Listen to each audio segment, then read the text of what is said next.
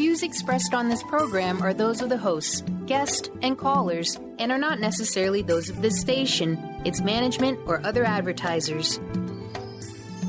You're listening to Transformation Talk Radio.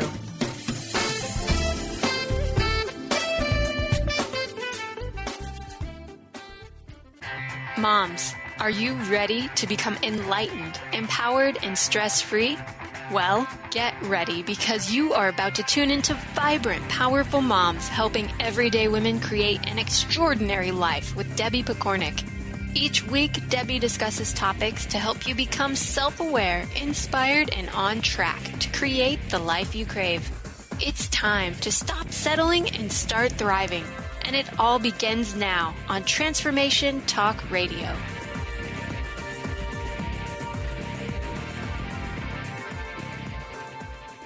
Hello and welcome to the Vibrant Powerful Moms Show. I'm your host, Debbie Pokornik, and I am so excited about today's show that I can barely contain myself, so I'm not even going to try, really. Today, my guest is Maureen St. Germain, and if you're not familiar with her, you will be soon enough, and you'll likely want to find out more. So we will share how you can do that at the end of the show. Practical mystic, Maureen St. Germain serves as a messenger for the Ascended Masters and the Angelic Realm. She practices the Merkaba and is the founder of the Akashic Records International. She teaches the Akashic Records through your own higher self, which she considers essential for your fastest, heart-centered personal evolvement to your 5D expression. Now, she's about to release her latest book, Wake Up in 5D, and today she's here to share some of the inside scoop, like why you need to know about 5D and how you can get there. Welcome to the Vibrant Powerful Moms community, Maureen. It is just such an honor to have you with us here today. Thank you, and thank you for having me, and it's Waking Up in 5D. Oh my gosh. All right. So everybody remember that. Every time I say it wrong, waking up in 5D. Now, I've actually had the honor of reading this book, so you'd think I'd get the title right. And I just want to say that it was exactly what I was looking for, except I didn't even know that I was looking for it. And it answered so many questions. It validated how I live. It inspired me to continue to explore and be mindful. Oh, I really, really loved it. It truly is a godsend. And as I was thinking about that, I love how beautifully those words really do apply in this case. So thank you for writing the book, Maureen, and for coming here to speak with us about it. My pleasure. My pleasure. Oh, awesome. So keeping in mind that we really only have 25 minutes to talk about such a huge topic, the book itself was just so in-depth. There was so much. I thought maybe we could start by just you sharing a little definition or creating a little bit of a picture of what you mean when you're talking about 5D. Well, first of all, I'd like to give everyone who's listening a little background on myself. I am the true typical person in North America. I raised a family. I was married for 25 years. I have 4 adult sons. I was a single parent. I worked in the corporate world. I began my spiritual studies when I was a teenager and pursued it throughout my parenting years and my corporate years. And one day I woke up and said, all right, God, if I'm supposed to do this full time, I'm ready to let go. And at that moment, I really didn't think about what that might mean or what would happen. Mm-hmm. But within 3 weeks, I had a pink slip, a big check, and I was on my way. Wow. Yeah. So that's how this all started back in 1990. Well, 94 is when I started teaching publicly. Before that, I was teaching in small study groups. Right. And I think it was 2000, maybe 1998 when I made that, little prayer at my altar.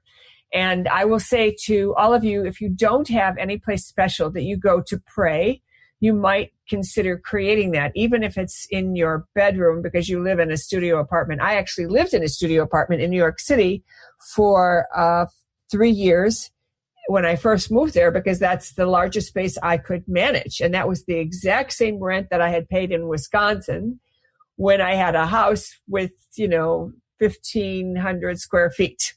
So that was my trade-off. But I was happy to be there because I knew many of my people were there. I had many clients. And I took the leap to do what I wanted to do and to live where I wanted to live, which was in the city. So those are two beautiful examples of taking that leap of faith, right? I mean, even saying, okay, God, if I'm supposed to do this full time, then, help me to make this happen. Right. Yeah, I love it. Now, I will tell each of you, I've written a book on manifestation, the details that transition and how to use manifestation tools based on sacred geometry and science. So it's not, just wishful thinking or anything like that. It's based on solid, quantifiable data. And what I will say to you is one thing you can do anytime you make the leap and then you're terrified, because that is a typical reaction, to then pretend that you are in the future and you're saying to someone else who would be important to you at the time, well, there were some scary moments, but it wasn't that hard. This way you're not resisting your present and you're also creating your future. It wasn't that hard. And you're telling someone that's part of your future. And I literally used a visual of the video game that my kids were playing at the time. And it was called Mario Brothers. And the kids, that Mario guy would jump off this cliff or walk off the cliff, almost like he wasn't paying attention. And then there would be some land that would come up and he would walk on that for a while. And then he'd be on the other side of the chasm. Right. And I thought, that's it. That's what my visual has to be. And there were times that was my only visual.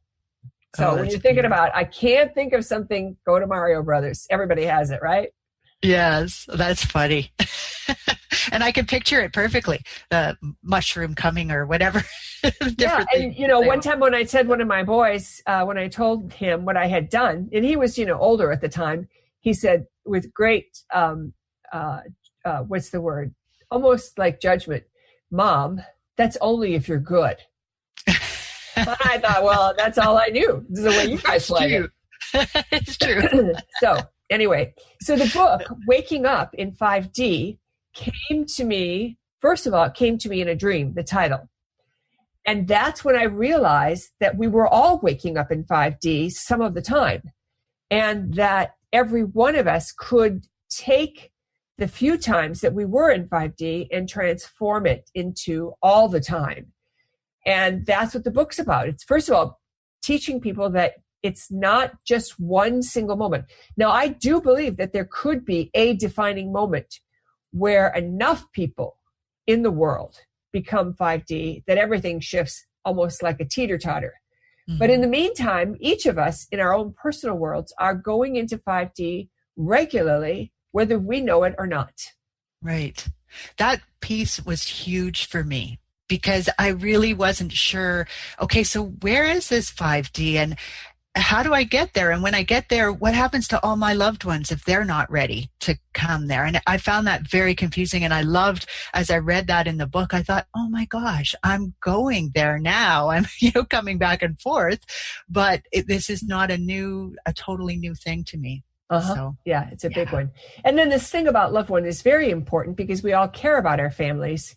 Mm-hmm. At the same time, though, our choosing to be 5D proactively makes it easier for our family and our friends to be 5D. So if we're really worried about all of our peeps coming with us, then the thing to do is to do the work so that you're vibrating 5D so frequently that they can shift more easily into it. Yes. That is so beautiful. When I'm teaching about parenting, I'm always saying to the parents, focus on you and what you can do, because as you start to change and pay more attention and, use different language and all those things, your family will come with you. So It's really the same idea. Love it. Love it. And, one of the things, raising 4 sons by myself, I have got this parenting thing down, and I have so many cool things that I did that helped my sons take ownership in their life and to take leadership in their life. Mm-hmm. And I'm happy to share any of those with you. what comes to mind in this exact moment is a time when my college-age youngest son was stuck at Heathrow Airport with a bunch of his other choir member friends. They were trying to get back from a concert tour that they were doing on their spring break. It was cold and rainy and snowy, and Heathrow had been closed down. Their flight was canceled. They went back to a hotel, had dinner, came back the next morning, and now they have to wait to see what they can get on. And these girls are moaning about, gosh, it's awful here. I'll never get home. Some of these girls had never been away from home ever before. And they're, understandably anxious. And my son went up to them and said, I don't know about you guys, but I intend to get home today. Mm. And he told me later that he was just trying to encourage them to think positively. He hadn't really thought about it. He was just reacting to their actions. Yes. But what happened is the choir director kept going back to the airline, and finally an airline employee said, if you would let us split your group, we could get some of them home today. Right. So who got home and who didn't. Yeah. Yeah. Oh, that's beautiful. Mm-hmm. So staying in 5D, first of all, it's the best way to describe what it's like to be 5D is to think of a time when you have fallen in love, or when you actually got something that you had been pining for. Maybe it's a new car, maybe it's that great job, maybe it's the beautiful garden that you planted, but something that puts you in this beautiful, blissful state of happiness that no one can touch. Somebody says something obnoxious or sour or whatever, oh, they must be having a bad day. Oh, somebody must have been mean to them. You don't even mind that they're unhappy and trying to bring you down because you don't notice. Right. It just washes off you. Exactly. It washes off you. Yeah. And another thing that people don't realize is we have been trained, particularly in the West, to think in a linear way. Put a jacket on, it's cold outside, or you'll catch a cold. Mm-hmm. Do this and that will happen. If you go faster on the freeway, you'll get there sooner. So there's a direct linear mathematical equation. And what I now understand about 5D is there is an equation, but it's not linear. Right. It's multilinear, or perhaps multidimensional, or what's the word I want? In science, they actually use the word nonlinear, which I think is hilarious because it's like saying if something isn't linear, fitting our mold, then it must be nonlinear. And in fact, it's dynamic or active. And dynamic is where there is an action that occurs that has a quality built into it, that the feedback starts to drive the change rather than the action that's driving the change. And an example is a small rolling snowball rolling down a hill can cause an avalanche. Right. And it isn't the snowball that's starting it, but the feedback of all the snow that gets picked up and rolled with it. And if you think about the word feedback, we understand the word feedback when we talk about a conversation. Well, give me feedback about how that felt. But feedback in a scientific term is data that's going in that leaves the system looking as if nothing has changed, even though it is. And it is the pileup of feedback that causes a sudden dramatic shift. Another example is when we go to the gym and we start to work out, work with a trainer, and then the first week the trainer calls us and says, how's it going? And you say, terrible. I feel like crap. I've put on weight. Everything is sore and I'm tired all the time. Right. And I don't think I should do this because, it's not helping at all. And of course, the trainer's going to laugh and say, well, you got to be at it for a couple more weeks. And then you're going to see some big changes because all the initial feedback, gaining weight is a, subject of more muscle. Feeling terrible is the muscles that haven't been working. Tired is, of course, getting into the oxygen and the exercise. And so all of that initially doesn't look like it's going to be serving you. And it isn't until you get the bigger picture of the investment. And part of what happens with 5D is the same. Each of us has to make an investment in a proactive decision to be different. so that those around us can also be different. Because Right. it won't, I mean, it will happen eventually. But if we choose to be proactive, then we can simplify the process. And what I know as a mystic is that we are literally creating the reality as we go. So in other words, in the old days, we could say, well, you know, this is predicted or that is predicted. But we are in an energetic frequency that the record keepers have called a free fall, free for all. And what I think of when I hear that is that we're all skydiving and we're playing around at a very high altitude. Some of us are moving towards other people. Some of us are just doing somersaults. We can do whatever we want until it's time to pull the chute. And so this free for all means that we can take the long way or the short way. We can choose where we land by how we adjust our strings and all of it.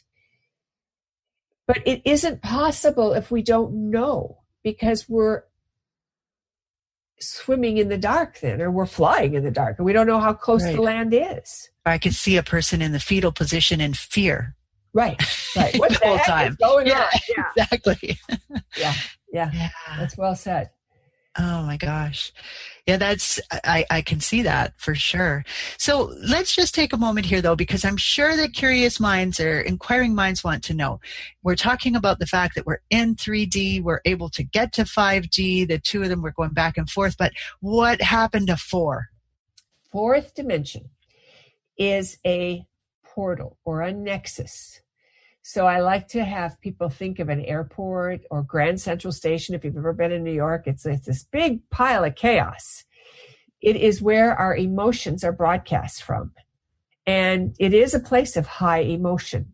And that means that when you're in a very, very depressed state, you could have a very high emotional experience, because the emotion is high enough that it allows you to move into that fourth dimensional space.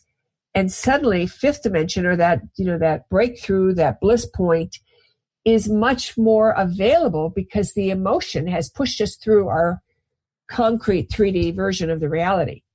So fourth dimension is the portal, or is the place we travel through to get to 5D.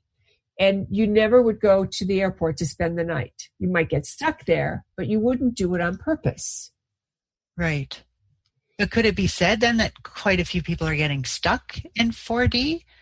Well, whenever you see someone having a meltdown, whenever you see someone, you know, who's like super high with joy and out of control, or super low with sadness and grief, yeah, they're most certainly in that place of high emotion, but they haven't quite resolved it.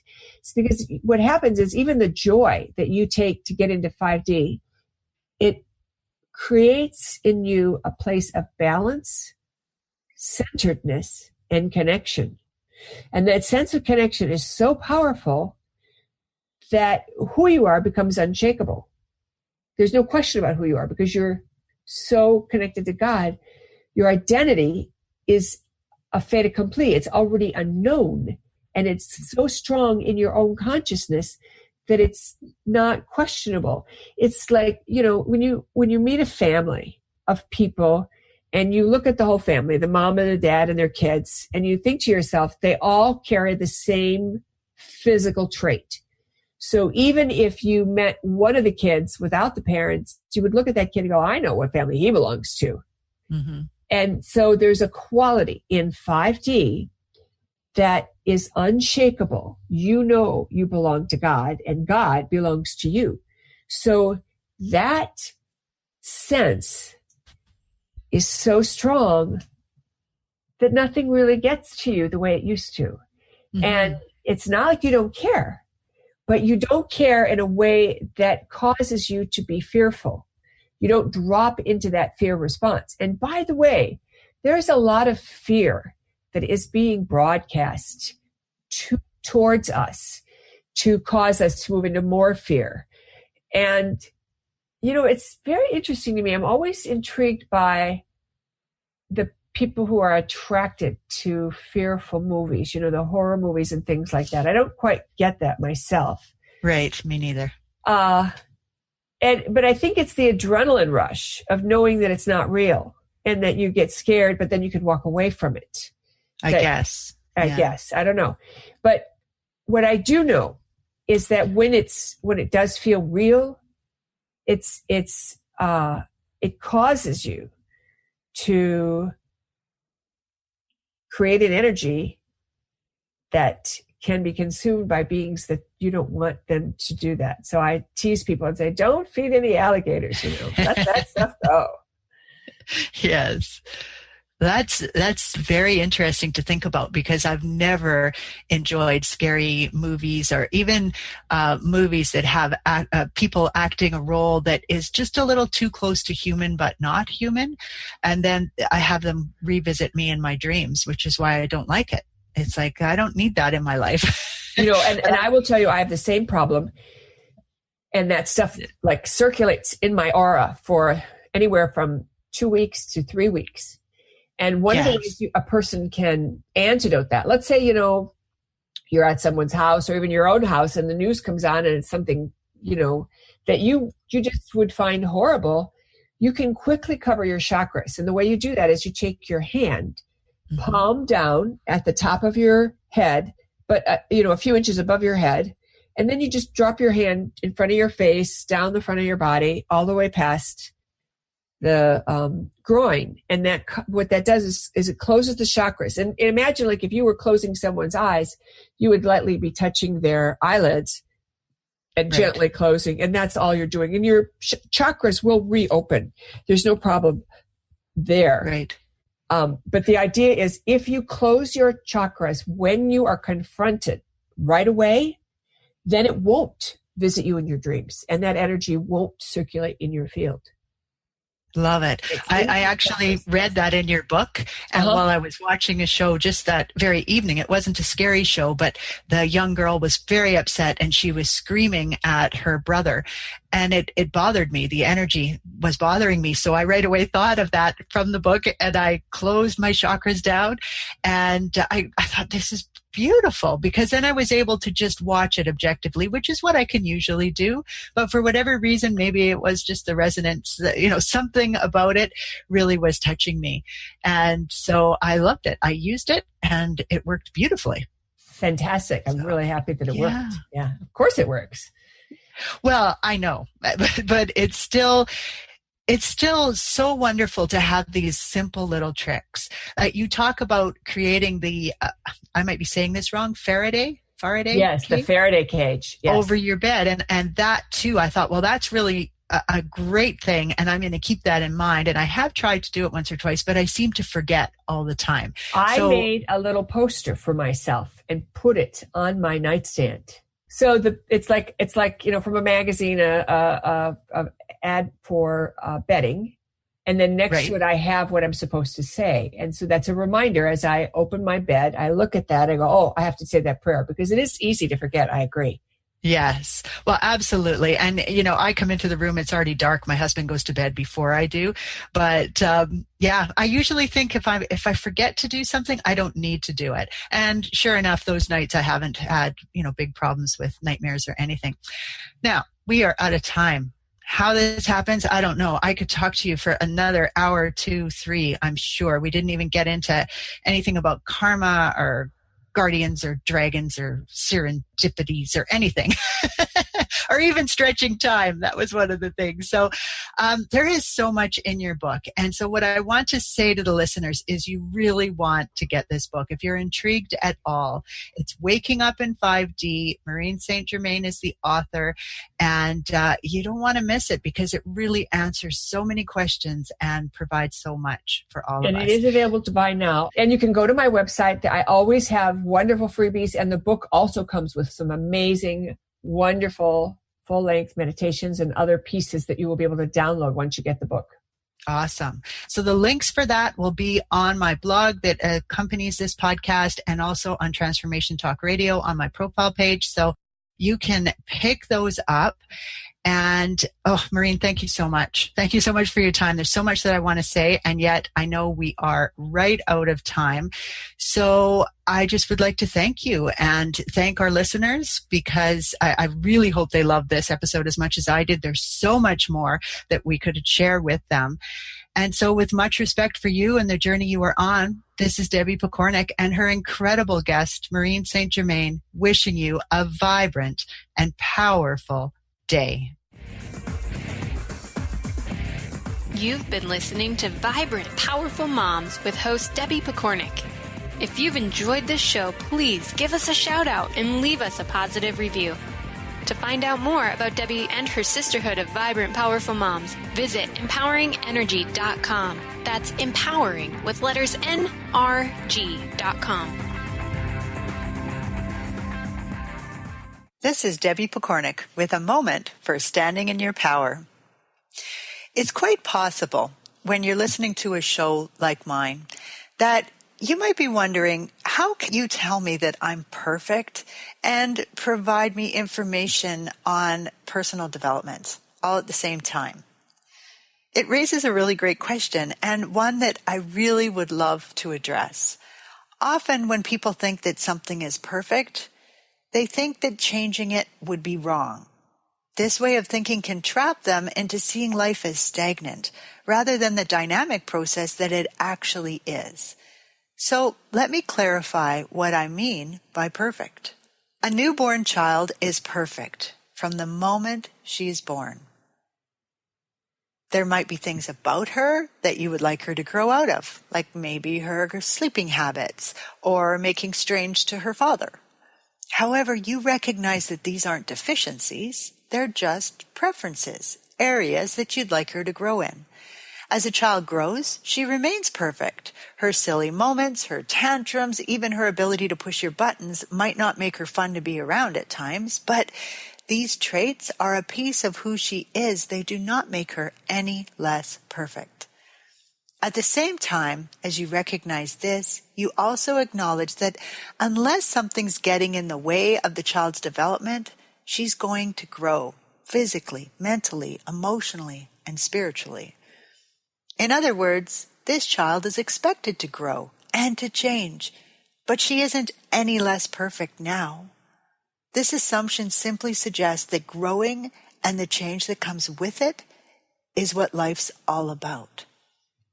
So when I suggest that there is work you could do to really reach your full potential, to open yourself up to be the vibrant, powerful woman that you are meant to be, I want you to know that you're starting from a place of already being perfect.